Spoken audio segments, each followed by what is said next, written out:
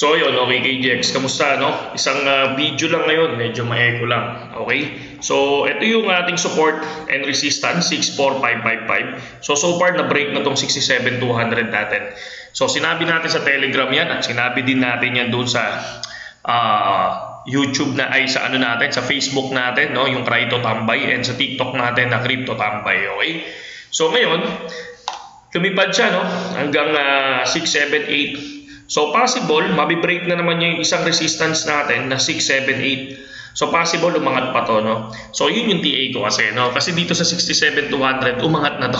Okay? So take profit na tayo dyan, no? So ako, tinitingnan ko, i-break ko muna tong 67,800. Once na ma-break yan, dun ako papasok mga lodi. So titingnan ko din yung 1 hour time frame. Okay. So 1 hour time frame, kung papansin natin, medyo pasensya na.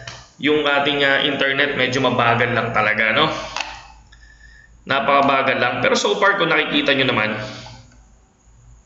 yan. So ito yung 67,800. So possible kung ma-break yan, for me medyo lilipad ng konti yan. Okay? So if ever na pumasok ng 68,500, so take profit na tayo doon. Ako mag-take profit na ako doon, no?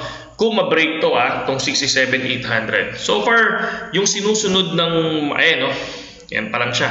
So di ba pasok na pasok dito sa area na to. So ito na siya ngayon.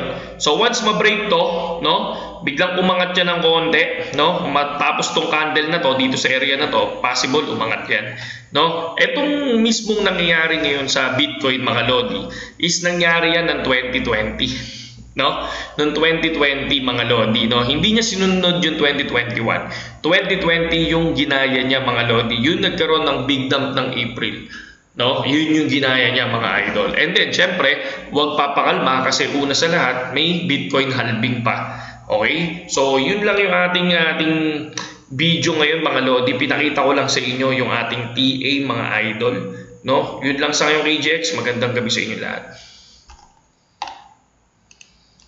O nga pala, sa mga sa Saturday yung ating raffle, alam niyo na 'yon, no? Kaya subscribe lang kayo, pasok kayo sa BitGet, no? Gamitin niyo yung link natin para at least kung pumasok kayo sa Telegram, sabay-sabay tayong mag-trade. Okay? Saludo.